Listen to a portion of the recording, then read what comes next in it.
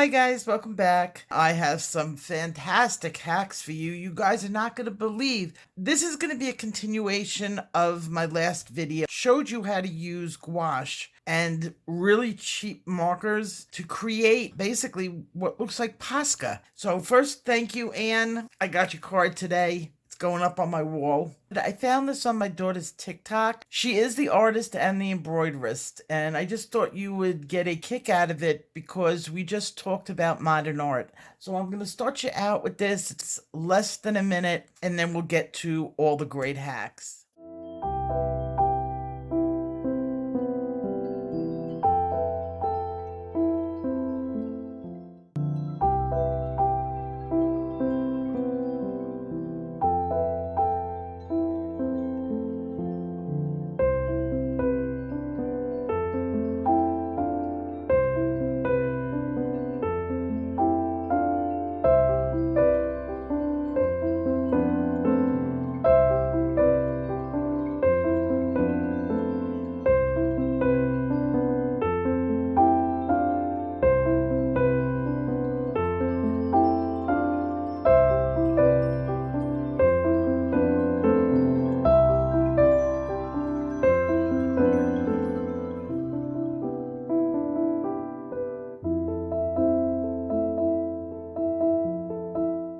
So the first thing I'm going to do is answer a couple of things that came up in the comments section that I thought was share worthy. And the first one came from Ellie Todd. And Ellie came out with a really good idea, which is not something I've done before. But I think this is an excellent possible hack for everybody dealing with cheap paper. And she wrote, and this is Ellie Todd again, spray with workable fixative first, and the markers won't fray the paper. And you know what? I'm going to try this because in all sincerity, it should work. To save some time on the video, I took one of my inexpensive books and I sprayed it with the Krylon workable fixative.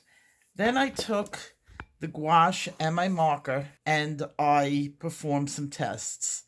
Now, in some of these areas, I let it be completely the water. In other areas where you see the lighter areas, and here is the blend, I added the gouache. So I tested it both ways. While it did help, and I do feel the condition of the page is 10 times better than what it was without the spray. Did it make it waterproof? No. But it had about the same amount of fraying as when I tried it on good paper. So I would say yes to this hack, and that officially I will now say that spraying workable fixative on cheap paper does help. Now, does it help with pencils? As far as tooth, I'm going pretty hard. And with an oil pencil. You know, I'm going to say this was a great hack. And that's my official stance. So we can say thank you to Ellie for this. And this tip is a good one. The next comment is a major one, although I don't think she meant it to be a major one. It came from Lauren Howes, Hawes, and she wrote, cool. Can this be done with acrylic flat white paint, or does it have to be gouache? There's a couple of people asking the same thing. Is there anything but the gouache? I don't think I got it across why this hack is so good and why this hack works. It's got to do with water. I did a video on this a while ago. It's the order of things that can go down on an art page. So let's go over that one more time and you'll see why acrylic does not work. So you have your blank paper. You can apply ink and watercolor, okay? Those are the first things that go down. Now, watercolor could be the paint watercolor or the pencil. Then you activate it, okay? Then you add water and activate. Once this is activated, it is permanent on your paper. Now you can get it to flow a little bit, but not much. Gouache is in the watercolor. It's water soluble. So this is the point where you're adding the gouache. Now you add the water and you activate it. After that, those things, you can add certain things on top of it. You can add pencil. The pencil could be oil, then wax. Wax is always on secondary to oil pencils. Oil pencils are not that thick. They are more translucent, and it's very easy to go over them with other products. So you use the oil, then the wax. Then you can apply acrylic, and that's a paint. Why don't you apply acrylic up here? Because acrylic you cannot color, okay? You can't draw over acrylic, so you have no pencil over that. Now, what do we consider acrylic? Well, acrylic is Posca. Posca is not really designed to go over these things. Posca is kind of a paint. It's a paint pen. It goes on top of the porous material. Problem with Posca, when you put it over the pencil, is that at any point in time you could chip it with your finger right away. It'll go right off. So if you're going to use Posca last over the pencil, you have to seal the Posca on, or it's use it or lose it. Eventually it's going to just peel off. It may stain the paper, but it's not going to be on there. But today, I am going to give you such a good trick that I'm promising you will never buy another Posca again. Well, Posca is good for other things too. It's not just for us colorists applying white. There's 100 other uses for Posca, so I can't say you don't buy Posca. I happen to like Posca. For purposes in your coloring books, you could skip the pasta verde. You can skip the Posca, okay? There's much better things, and today I'm going to show you something that's going to blow your mind. So you have the order of where everything is and where everything goes. Now you can see you can mix water into acrylic. It's not the same as gouache. For anybody who likes to use gel pens or Posca for highlights, you know it's always an iffy situation. Gel pens sometimes don't work the greatest. Okay, they skip spaces, lines. It's not perfect. Posca dries up. It flakes off. In fact, if you go and use gel pen over... The one thing I didn't mention before, gel pen also flakes off of pencil. You can't trust it 100%. You sometimes get those, like, it skips when it draws, and you have to really have a good pen. If you go over wax with this, you can destroy the tip. It's not the greatest option. It's a option. Then you have pencil. That's definitely not as bright as a gel pen or a Posca, but it works if you have tooth left on your page, or if the wax and oil pencil that you're using will accept a white. So it looks nice and opaque on black, but it doesn't always work 100% on your pictures. So, like, I have a lot of tooth left in this. You can get a white line and a highlight, but it's not the same as the bright, bright white. Then there's chalk. Chalk does not go over wax, but it'll go on like a black paper or, but that has to be sealed in too.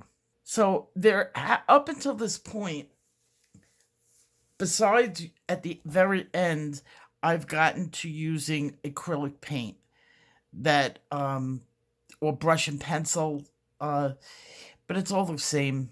It still wipes off. Well, they say brush and pencil is archival. It still does the same thing. it doesn't work that great. And you have to use a brush. So if you're not used to paintbrushes, it's not the best. Here's where this is a game changer. I took the water-based Tombow brush pen. So you want to have the brush. You don't want to have the bullet tip, okay? And I took my gouache. I want to just get this picture out of here. I don't want anything to happen because I'm not finished working on it. So I have a little bit of gouache and my pen. In the same way, I put it on the end.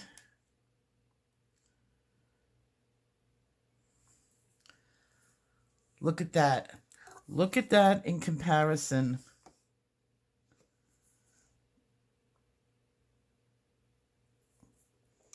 to the two.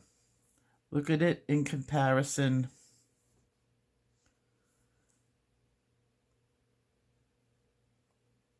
to the chalk.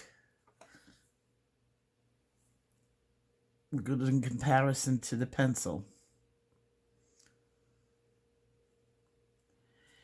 It's easy, it's opaque, it's bright, it's perfect.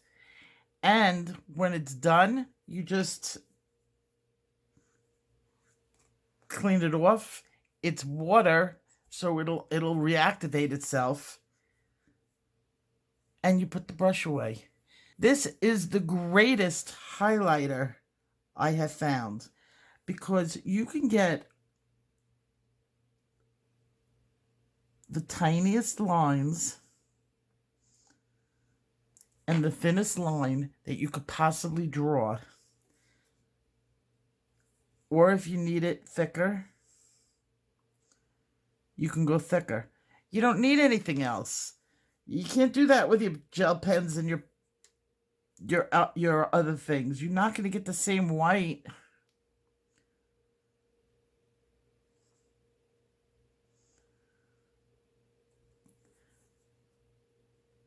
Now you want to do Starry Night. You want to do your dots.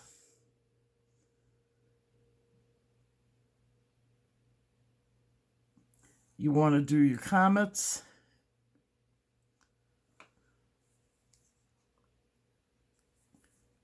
You want to do a highlight. You want to color in an area that's white.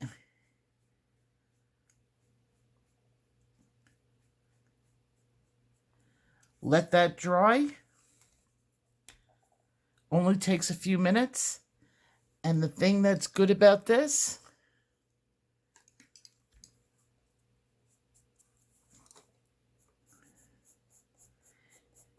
you can use pencil right over it and it doesn't go away. You can do a colored center light and really make that area bright. Now the question is, why am I choosing to use a blender pen? Well, first of all, when you're using that tiny bit of gouache, it dries out really quick. It'll dry out before you get from here to here. Okay, the material that's in this will keep it moist. So you can use every bit of it. Number two, the nib. The brush tip is far better for doing the finest detail lines than any paintbrush that I have found. I've practically bought everything on Amazon and in Blix for doing fine details. You get that one hair that just goes that way or that way, and it's over for the brush. There, you gotta snip it off. You gotta really take care of your brushes. The nib on this, the Tombow, is really good. And being that it's clear, you don't have to, you're not using a color. You're going to always get a bright white. This thing will last you. You buy one and it will just last you. It will pay for itself in the amount of Posca you go through or gel pen. You also can color over it, so it is far superior than just painting with acrylic paint on your pictures. While acrylic paint does work, you're never going to be able to paint over it properly. One tube of gouache will last you over, depending on how much you use it, it'll last over a year, well over a year. Using this nib, the nibs are not really like brushes where they're going to fray like that. The tip may, splay a little bit over time, but that takes a lot. And the amount that you're using to do some highlights, it could be years before you have to buy anything for highlights again. Another trick with this, and we're going to get out 2 pencils, and I'm going to use Sky Blue Light, and I'm going to just do a line. I'm going to use, I think this is aquamarine. I'm using a barrel and it doesn't say. And I'm going to go to the outside of that line.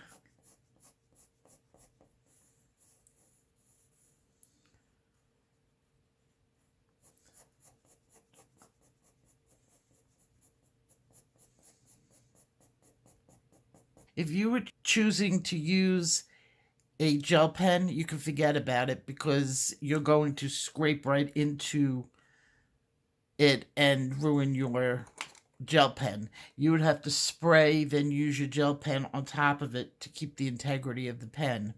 Pencil, it works a little bit, not the best.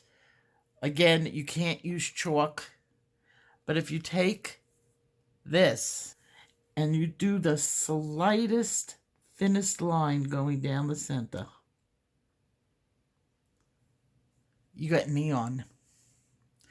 As easy as that. Just blend this up. Remember when I did the background, the neon background in Groot? That's what you got.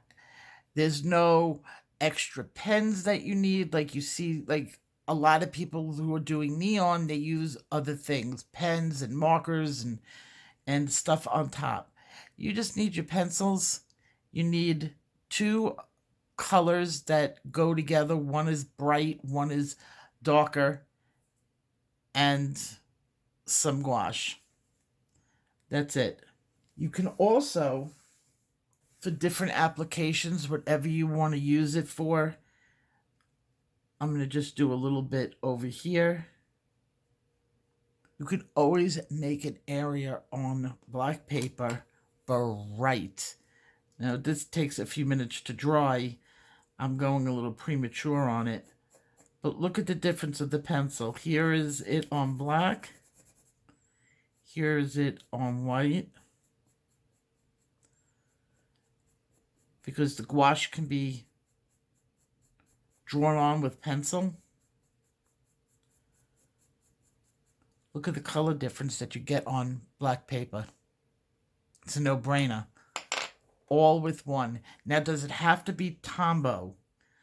Not really. You just need a brush nib, and this is the perfect one. When you're done with it, this is a wet paper towel, and pack it up. There's no cleaning. If I left that gouache on here, and I left it for a couple of days, I could turn around and still use it. It stays moist because of what's in the pen. Now, I would imagine even when you start, look, I even washed it off.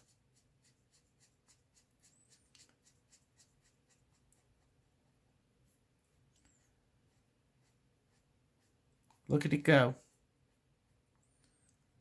This is my clear pen. How many white markers are out there these days?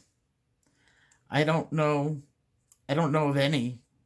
I've been looking for the white marker, maybe the chalk markers, but look how long just a tiny bit lasts.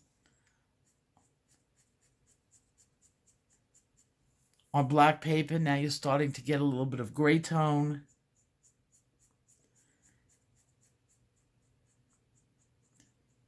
It keeps going. So this pen is now a dedicated tool, and I will see you guys in my next video. Take care. Bye-bye.